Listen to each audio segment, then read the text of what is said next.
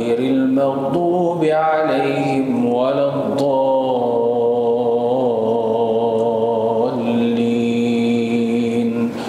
آمين.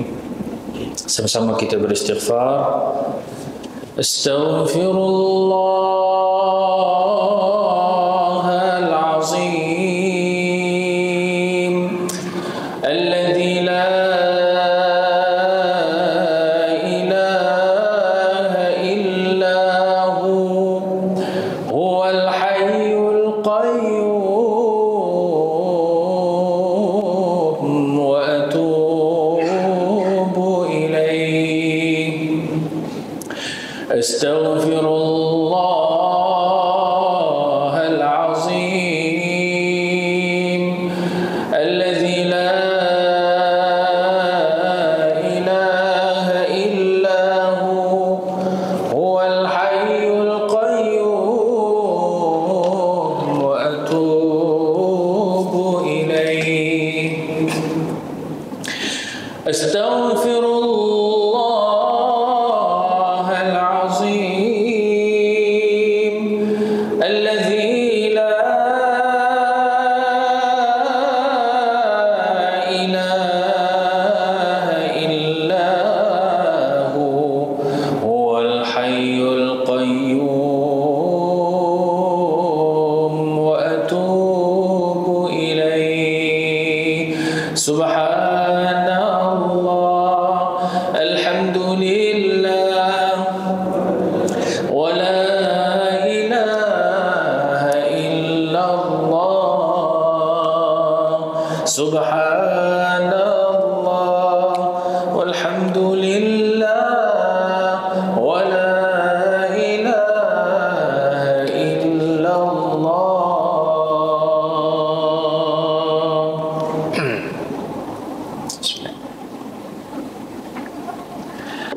Bismillah, alhamdulillah, wassalatu wassalamu ala rasulillah wa ala alihi wa ashabihi wa walah.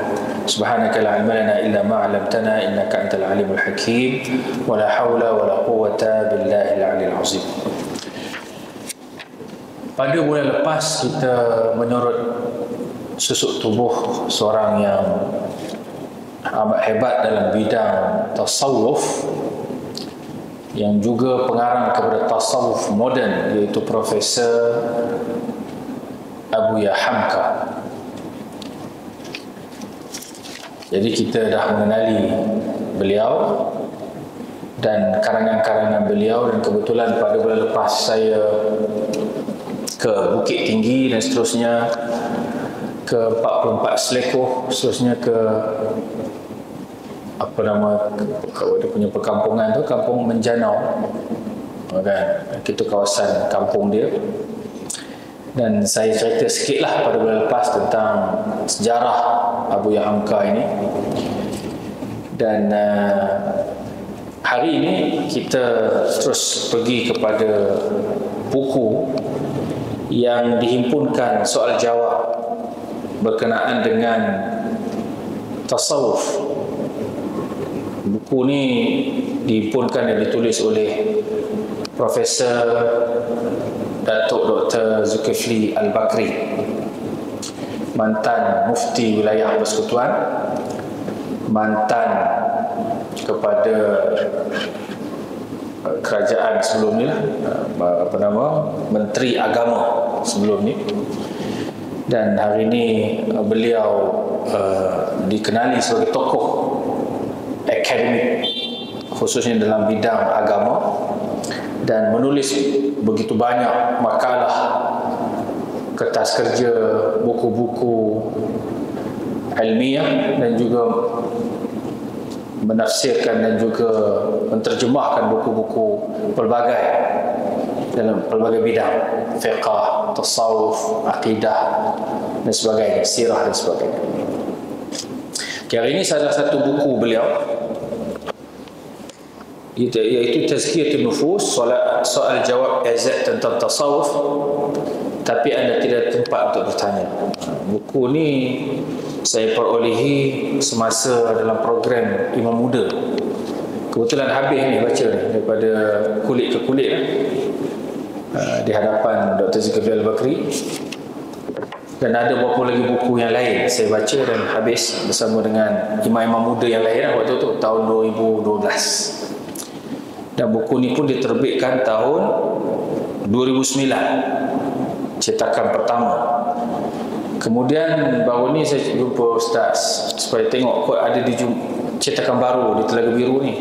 Dikatakan tidak dicetak. Lepas daripada itu tak dicetak lah. Ataupun mungkin ada cetakan bukan di Telaga Biru, di publisher yang lain. Cuma kita tak tahu di mana buku ni diterbitkan, siapa publisher yang baru. Jadi kita buat photostat lah apa yang ada ni ya. Kita buat photostat dan kita tak ada niaga pun. Kalau ikut harta intelek ni tak boleh photostat harta intelek, apatah lagi dia niaga kan. Tapi disebabkan tak ada terbitan baru, jadi saya ingat tak apa kot ya. Itu pun kita lillahi ta'ala agar kita dapat mengikuti pengajian ini dengan sebaik mungkin. Baik, tasawuf, iaitu kalau kita tengok apakah terjemahan dari sudut bahasa dan juga istilah tasawuf, yang mana Imam Malik menyebut 3 ilmu yang tidak boleh berpisah di antara satu sama lain, iaitu akidah, syariah dan juga tasawuf. Siapa yang mendahului syariah daripada tasawuf, dibimbangi dia akan merasa ujub dengan amalannya, dia akan merasa ta'ajub, dia rasa takabur, akhirnya amalannya ditolak. Dan siapa melebihi tasawuf berbanding syariah, dia tak beramal dengan syariah tapi dia melebihkan tasawuf, maka dibimbangi juga dia akan menjadi faqad tazandaqa, yang sebenarnya yang disebut oleh Imam Malik faqad tazandaqa, dia akan menjadi zindiq. Zindiq ni mereka melakukan satu amalan tu tak dipayungi oleh syariah, ikut dah dia nak buat amalan apa, tapi tidak dipandu oleh Quran dan Sunnah, tidak dipandu oleh syariah. Sebab itu Imam Malik kata hendaklah dihubungkan ketiga-tiga elemen ilmu yang menjadi teras dalam agama ni, supaya kita sentiasa diluruskan jalan, tidak tergelincir kanan dan tidak tergelincir kiri, kerana panduannya asasnya kepada 3 perkara ini, iaitulah akidah, syariah dan juga tasawuf. Jadi mari kita lihat apakah itu tasawuf dari sudut bahasa. Dapat buat kita tak photostat banyak, kongsi-kongsi dululah ya. Apakah tasawuf dari sudut bahasa? Jawapan, ulama berbeza pendapat dalam mentarifkan tasawuf sehingga melebihi 2000 takrif tasawuf. Tasawuf ni terjemahan itu terlalu banyak, tetapi yang masyhur hanya beberapa ta'rifan. Ta'rif tasawuf dari sudut bahasa, so kita ambil beberapa ta'rifan. Yang pertamanya, tasawuf berasal dari perkataan sufun, iaitu sejenis pakaian yang diperbuat daripada bulu binatang yang menjadi pakaian kebanyakan ahli tasawuf. Inilah pendapat yang masyhur di kalangan ulama. Tasawuf ni apa? Dia ambil daripada suf, baju tebal, baju kulit. Negara sejuk memang pakai ya. Kita duduk di Kuala ni hangat pijau, tiba-tiba pakai baju tebal, baju kulit. Apa orang kata apa hangat pijau, panas lik-lik, apa kena pakai baju tebal? Dia kata hujan, 2-3 hari ni hujan lebat. Dah rasa sejuk penuh dah kata. Ya. Tak tahu manalah sejuk kita tuan ya. Dia pakai baju tebal ni sampai dah peringkat main sudah. Kaki kita kebal, tangan kebal, mulut kebal, hidung, telinga semua kebal. Sebab tu dia orang pakai baju kulit. So suf ini daripada perkataan baju kulit dan menjadi pakaian kebanyakan ahli sufah, ahli tasawuf, sebab mereka kebetulan berada di negara-negara yang sejuk seperti Uzbekistan, Tajikistan, Kazakhstan, Gohit Gostan lah, yang seperti mana kata orang beli, Gohit Gostan. Jadi sejuk, negara itu sejuk. Itu satu takrifan. Yang kedua, sempena nama, suf itu diambil bersempena dengan nama seorang abid. Abid ni apa? Orang yang melakukan ibadah. Itu abid. Iaitu Sufah bin Murrah. Namanya adalah Sufah bin Murrah, seorang penjaga Kaabah pada zaman jahiliyah yang terkenal sebagai seorang yang kuat melakukan ibadah. Jadi kata ulama, diambil sempena dengan nama Sufah bin Murrah, lalu digelar orang yang kuat melakukan ibadah ni. Ahlul ibadah ini ialah ahlul tasawuf. Sufah, tasawuf, diambil daripada perkataan dia. Yang ketiga, tasawuf itu berasal daripada kalimah as-saffu yang bermaksud saf salat, kerana ahli tasawuf berada di saf hadapan ketika salat.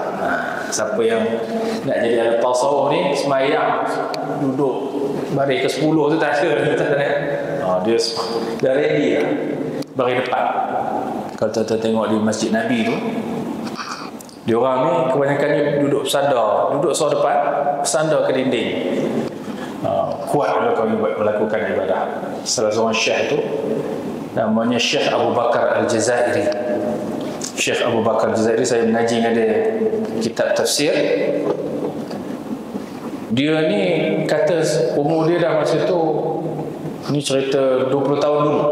Umur tu waktu tu dia 70 lebih lah, 75 ke 78. Dia kata sepanjang hidup aku ni, alhamdulillah, antara nikmat yang Allah tak hilangkan daripada aku, apabila aku melakukan salat di Masjid Nabi, aku berada di saf hadapan. 70 tahun lebih kan? 70 tahun lebih. Maknanya kalau mungkin ada 1-2 kali miss tu, ibarat macam tak ada lah. Sebab sepanjang hayatnya saf depan. Assalamualaikum warahmatullahi, Assalamualaikum warahmatullahi. Terus dia pergi ke tempat mengajar, tempat pengajian dia. Dia duduk di kursi di Masjid Nabi ni, dia bagi kuliah Maghrib, Isya, kitab tafsir. Kalau hari yang tertentu dia mengajar hadis. Tapi kitab tafsir itu sempat saya mengaji sampai juzuk yang ke-17. Sempat sampai surah sampai ke surah Al-Hajj. Saya ingat lagi sampai masuk surah Al-Hajj. Al-Anbiya kemudian Al-Hajj. Orangnya dah tua. Waktu itu baru nak berkenalan dengan ulama-ulama di Tanah Haram. Waktu itu saya tak kenal.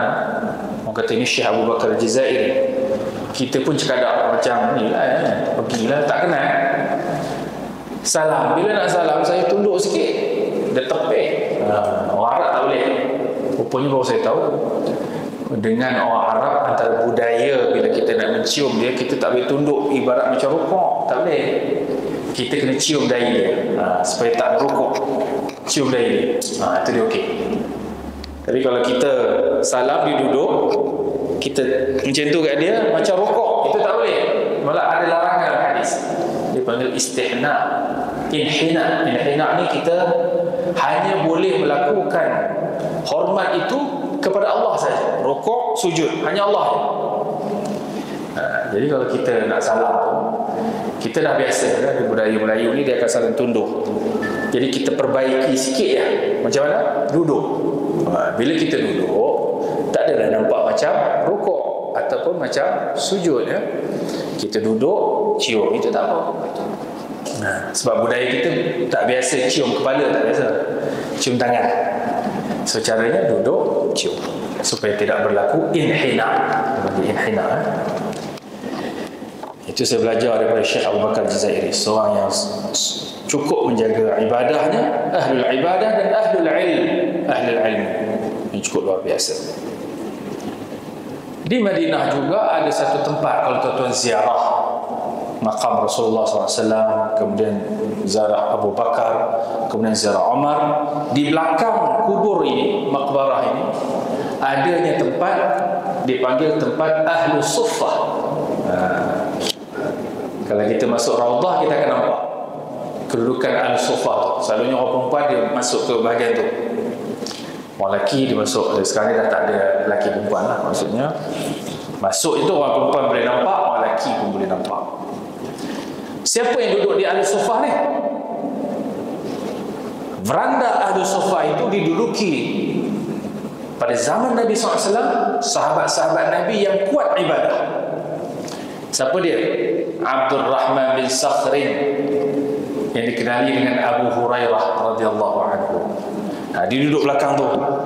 Nabi tengok dia orang ni suka duduk dekat, tak nak berpisah dengan Nabi. Jadi Nabi buat macam veranda belakang rumah dia, akan duduk di situ. Nak belajar ke, nak melakukan ibadah ke, nak ambil hadis daripada Nabi ke, nak menulis ke, nak membaca Quran ke, dipersilakan di tempat Ahlus Suffah. Jadi yang ambil kesempatan di situ ialah Abdul Rahman bin Sakhar, Abu Hurairah. Sebab itu dia meriwayatkan hadis beribu hadis, 3,000 lebih hadis dia riwayat daripada Nabi. Dia tak miss.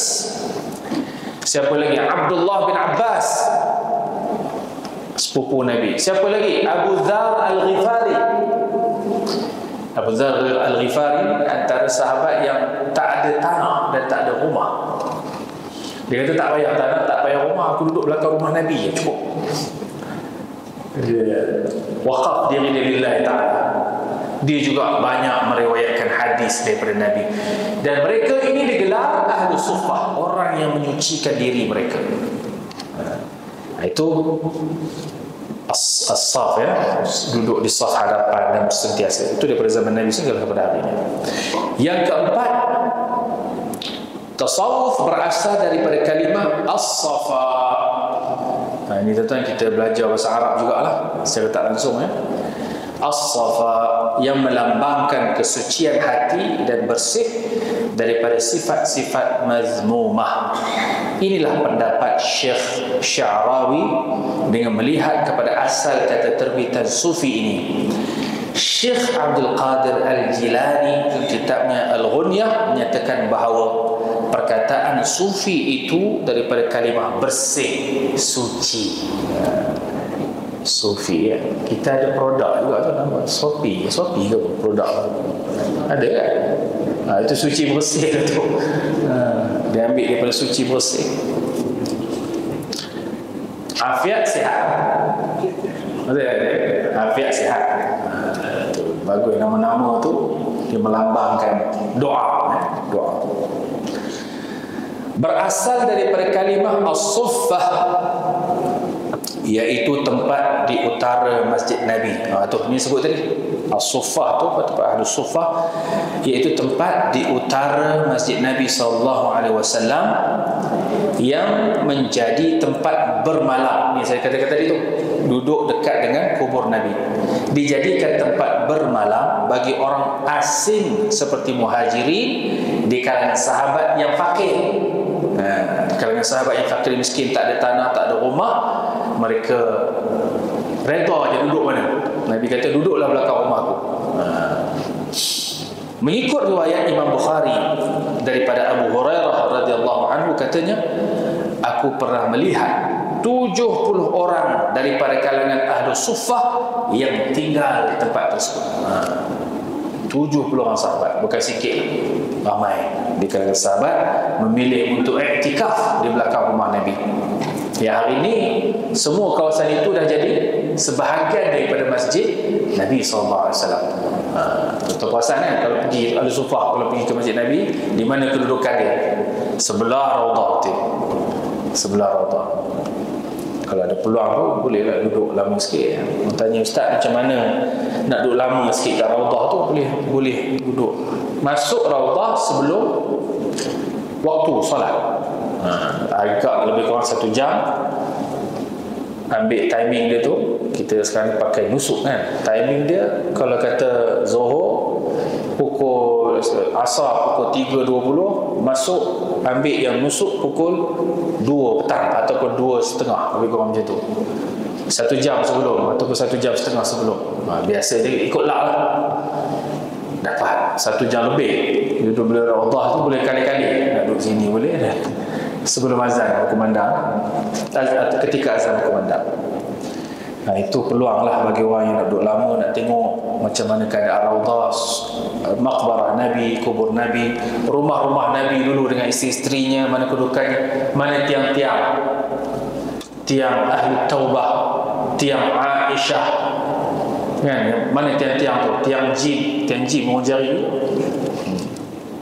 Bukan nak apa daripada jin tu ya. Sebab berlaku orang yang bertemu dengan Nabi, makhluk yang bertemu dengan Nabi ni bukan manusia je, jin pun belajar dengan Nabi, belajar.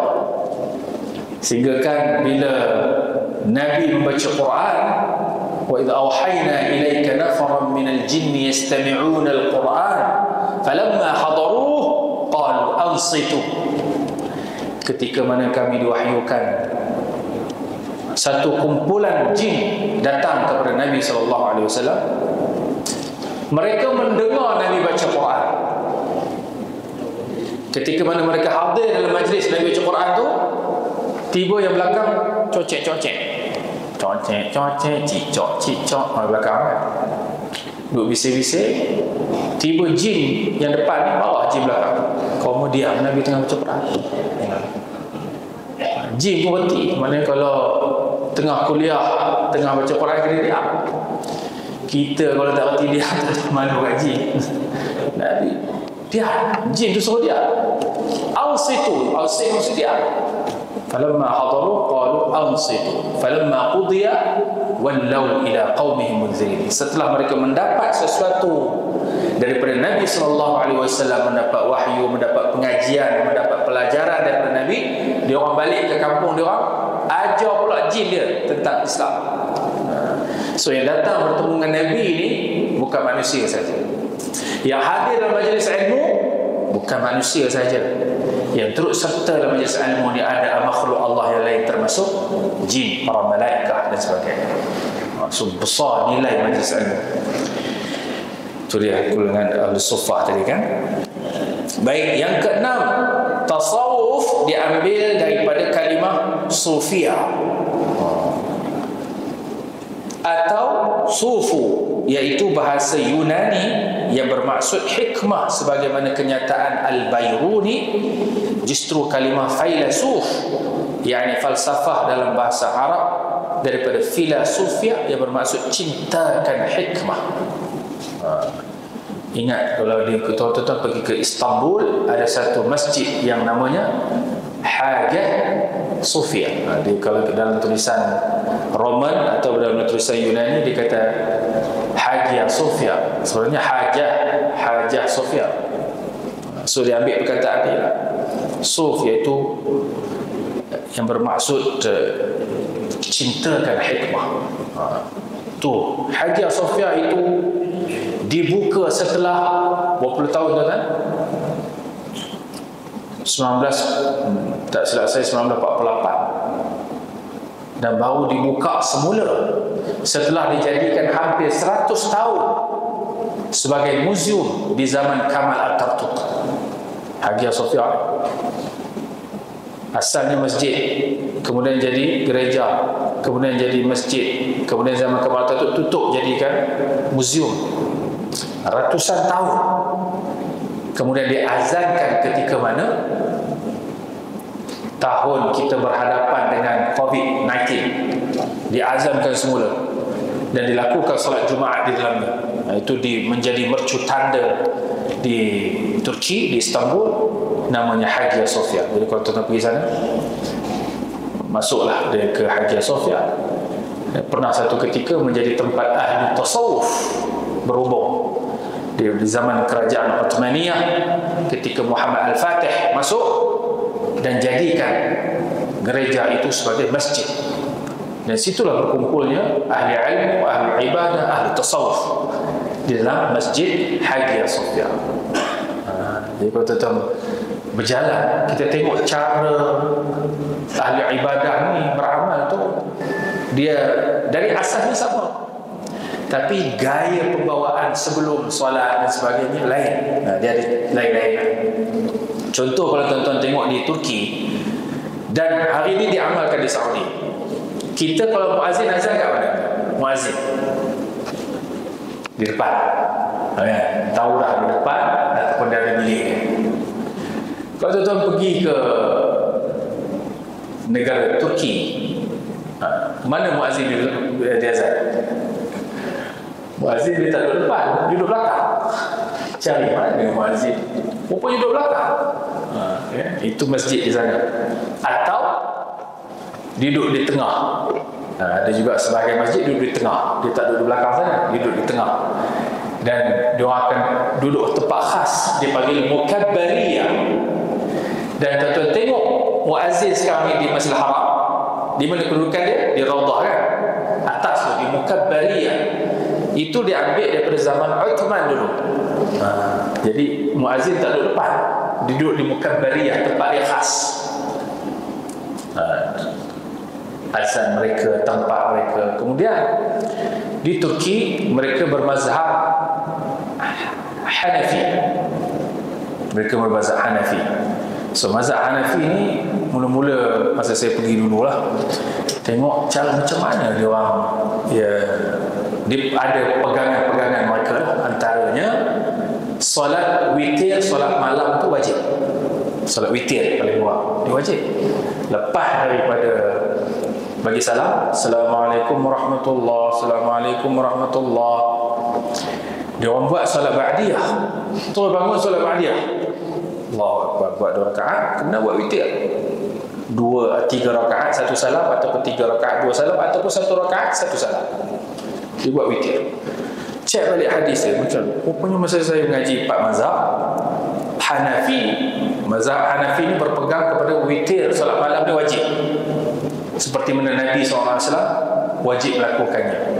Oh, tu lain kan.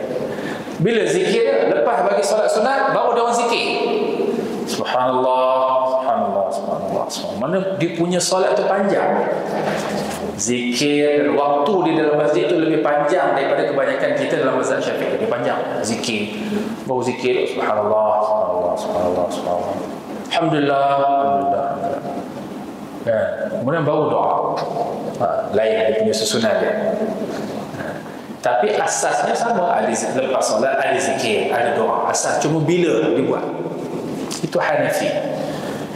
Dan mereka menjadikan al-tasawwuf al-ibadah di Turki ni, zikir mereka itu zikir yang berasaskan sunnah, dan ada majlis ilmu, majlis Quran. Lepas solat tu dia tak balik lagi, dia baca Quran. Dia ambil 3-4 potongan ayat. Ni kebanyakan masjid di Turki. Dia baca secara tarannum. Lepas habis baca, Auzubillahi minasyaitonirrajim, Bismillahirrahmanirrahim. Baca secara tarannum. Muhammadur Rasulullah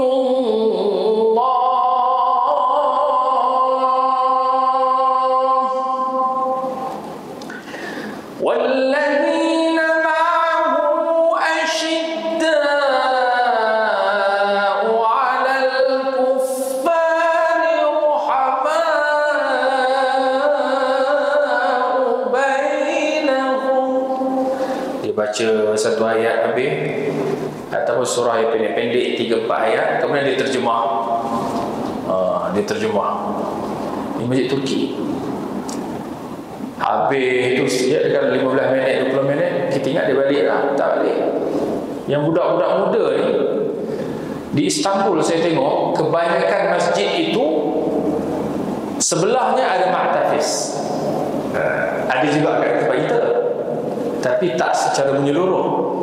Di Istanbul, bandar besar, sebelah masjid ada Ma'tafiz daripada bangunan-bangunan yang lama zaman Ottoman dulu. Jadi anak-anak muda ni duduk tepi, kadang-kadang terus pergi berlari masuk ke hafal Quran pula. Dan itu dibuat daripada waktu subuh sampai Isya. Kita saksikan subuh dia awal 3:30 dah subuh lah, 3:30 sebelum ke 4 dah subuh. Tengok orang muda dah berlari-lari. Kita 3:30 sini ho-ha lagi. Mana subuh, dia dah subuh 3:30 dah subuh, 3:30 ke 4. Cuma mazhab Hanafi ni dia tak tunggu waktu gelap, dia tunggu terang sikit, nampak terang sikit baru dia solat subuh. Kalau kita ingat itu dah syuruk dah, bagi dia itu baru permulaan subuh. Dia tunggu dulu syuruk terang sikit baru dia sembahyang. Itu mazhab Hanafi. Di mana tu? Di Turki, kemudian di Balkan. Tuan-tuan kalau pernah ke Balkan atau teringin nak ke Balkan, kita boleh tengok kebanyakan mereka ni praktis Hanafi macam mana. Macam kita jugalah Ahlussunnah wal Jamaah, cuma dia Hanafi. Balkan, Croatia, Albania, Montenegro, mana lagi? Georgia, Croatia, Serbia, sampai Macedonia, Slovenia, sampailah ke Italy. Ini semua mazhab Hanafi. Siapa yang buka dulu ni? Muhammad Al-Fatih. Muhammad bin Murad Al-Fatih, dia buka. Jadi mazhab mereka waktu itu Hanafi. Jadi kita nampak suasana macam mana praktiknya mazhab Hanafi, yang bukan hanya di situ. Mazhab Hanafi antara mazhab besar juga. Saya ke Uzbekistan, tempat Imam Bukhari, iaitu di mana Imam Bukhari? Hari ini Tashkent lah, Imam Bukhari Muhammad bin Ismail Al-Bukhari di Samarkand, di Samarkandi tempat Imam Muslim, di Tirmiz tempat Imam Tirmizi. Ini semua di Tantan, iaitu Uzbekistan. Pun sama juga praktis mazhab Hanbali, mazhab Hanafi, mazhab Hanafi antara mazhab besar. Jadi tuan-tuan, mereka ini menggabungkan bukan sekadar fiqhnya saja, tapi menggabungkan tasawuf dalam kehidupan, penyucian jiwa, penyucian jiwa dalam kehidupan. Baik, itu filosof dalam bahasa Arab, iaitu filosofia bermaksud cintakan hikmah. Okey. Baik, kata Profesor Dr. Zulkifli Al-Bakri, dia kata setelah meneliti pendapat ulama dan hujah mereka, kami dapati maksud tasawuf itu lebih tepat dengan pakaian yang diperbuat daripada kain bulu, jika berdasarkan kepada kaedah perubahan perkataan dalam bahasa Arab. Tetapi dari segi hakikat dan matlamat kalimat tasawuf lebih kepada makna as-safa, kerana kitab-kitab dan ajaran mereka syarat dengan sarana nasihat, panduan ke arah menyatukan, menyucikan hati. So as-safa lebih tepat dengan maksud tasawuf itu tadi. Justru ta'rif ini lebih sesuai berdasarkan kepada perubahan zaman, masa dan tempat yang amat nadir, iaitu jarang. Nadir ni jarang mereka memakai pakaian bulu mutakhir ini. Sebaliknya majlis mereka sama ada pengajaran, zikir dan lain-lain lagi menjurus kepada matlamat pembersihan jiwa dan hati. Di Bosnia, di Balkan ni satu tempat ahli tasawuf yang terkenal, iaitu di satu bandar namanya Mostar. Jadi mereka ni suka beruzlah, di samping bermasyarakat, mereka juga suka menyendiri. Ada waktu kena beruzlah. Di mana tempat tu? Di Mostar, di satu pergunungan yang sangat cantik, dan ada air sungai yang mengalir yang cantik, kristal. Sungai di Balkan ni cantik-cantik, di kristal. Dan budaya orang Bosnia dan orang-orang di Balkan ni, dia suka air tu mengalir dalam kawasan rumah. Jadi rumah tu bersih, dia suruh hygiene tu sentiasa bersih. Depan dengan belakang, tepi dan kanan rumah ni sama je, maknanya bersih. Kita, biasalah orang kita, orang sini saya tak tahu lah. Depan bersih, belakang kotor. Belakang dengan sampahnya, dengan apanya, dengan buang tulangnya, dengan apa, itu kita. Tapi orang sana, orang Balkan, saya pergi rumah tu di Bosnia, di Croatia, saya tengok macam mana cara rumah dia. Depan, belakang, kiri, kanan tu semua bersih. Dia tak buang rata-rata lah. Kemudian disukakan ada sungai yang masuk dalam kawasan rumah. Itu budaya mereka. Jadi apa kaitan dengan cerita ni tadi? ceritanya ialah pembersihan tu lah. Jadi budaya di Mostar tadi saya nak cerita, di satu kawasan Ahli Sufah di Mostar. Tuan-tuan boleh google nama tempat tu ya, di Mostar nama tempatnya. Memang tempat Ahli Sufah, dan mereka ni ketika mana, kalau kita ingat apa yang berlaku sekitar tahun 90-an, 92 sampai 95, apa yang berlaku di Bosnia, tuan-tuan ingat berlakunya pertembungan, bukan pertembungan lagi lah, genocide. Istilah hari ini genocide kena pada Palestin. Dulu 92-95 tu genocide itu kepada etnik Bosnia. Sebab apa yang nak hapuskan etnik ni? Serbia.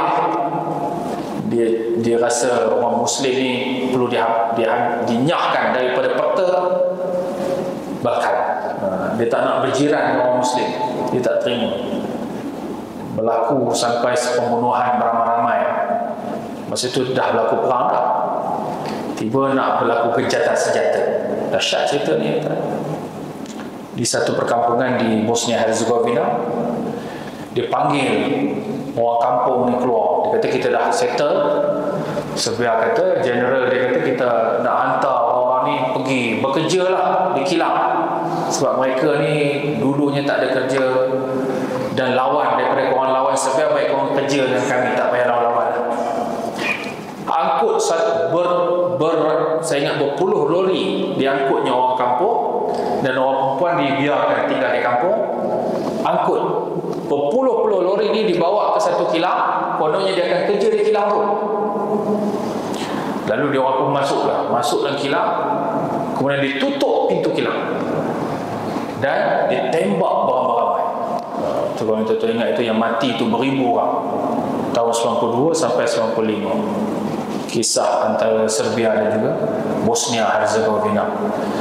Dan di kalangan mereka ni pakcik-pakcik, orang kerja, orang kampung biasa, ahli ibadah, ahli tasawuf dibunuh macam tu je ya? Orang Bosnia ni. Itu kisah mengingatkan tempat itu ya, di Bosnia Herzegovina. Jadi tuan-tuan dan rahmati Allah Subhanahu wa taala, soalan yang kedua, apakah pula maksud tasawuf dari sudut istilah? Dari sudut bahasa, dari sudut istilah, ni hakikat maksud tasawuf lah. Terdapat beberapa takrif tasawuf dari sudut istilahnya. Takrif tasawuf dari sudut istilah, yang pertama, Ma'ruf Al-Qarhi, seorang ulama tasawuf mengatakan bahawa tasawuf adalah pergantungan seorang hamba kepada Allah tanpa terikat dengan makhluk. Hebat. Maknanya pergantungan kita kepada Allah. Kita tak ada berasa, tak boleh makan kalau tak ada bos, tak ada istilah tu. Tak boleh makan kalau tak ada mak bapak. Tak boleh hidup kalau tak ada orang yang menjaga kita. Tak ada istilah itu kepada ahli tasawuf, tak ada. Sebab kebergantungan dia kepada Allah Subhanahu wa taala cukup luar biasa. Itu yang pertama. Yang kedua, dari Abu Turab An-Nakhshabi, sufi itulah seorang yang tidak dikotori oleh sesuatu maksiat, malah bersih daripada semua perkara yang tercela. Yang ketiga, Sahal Abdullah bin At-Tustari mengatakan bahawa sufi itu ialah seorang yang bersih daripada maksiat, sentiasa berfikir dan berpegang teguh dengan Allah dan tidak dengan manusia. Oleh yang demikian di sisinya tidak ada apa-apa perbezaan antara emas dan lumpur. Yang ketiga, yang keempat, Al-Jurairi pula mengatakan bahawa tasawuf ialah amalan akhlak yang tinggi dan meninggalkan perbuatan keji. Al-Qattani juga mengatakan, siapa yang membekalkan kamu akhlaknya yang terpuji, maka dia telah menambahkan kebersihan jiwamu. Daripada Dr. Abu Al-Wafa At-Taftazani berkata bahawa tasawuf pada dasarnya ialah akhlak. Dengan pengertian ini, tasawuf ialah ruh Islam, kerana seluruh rukun Islam diasaskan kepada akhlak. Maksudnya tasawuf ni akhlak, tasawuf ni penyucian jiwa, tasawuf ini meninggalkan maksiat, tasawuf ini melakukan ibadah, menyibukkan diri kita dengan Allah Subhanahu wa ta'ala. Ini adalah maksud tasawuf seperti yang dinyatakan oleh ulama dari dahulu sehinggalah pada hari ini mutaakhirin. Wallahu wali taufiq wassadad. Barakallahu fikum. Nanti kita akan pergi ke soalan ketiga pada bulan hadapan insyaallah. Bismillahirrahmanirrahim. Allahumma faqihna fid din wa 'allimna ta'wil wa siratal mustaqim siratal ladzina an'amta 'alaihim min nabiyyin was-siddiqin wasyuhada'i was-salihin wa hasuna ulaika rafiqa ya rahman alhamdulillahi rabbil alamin.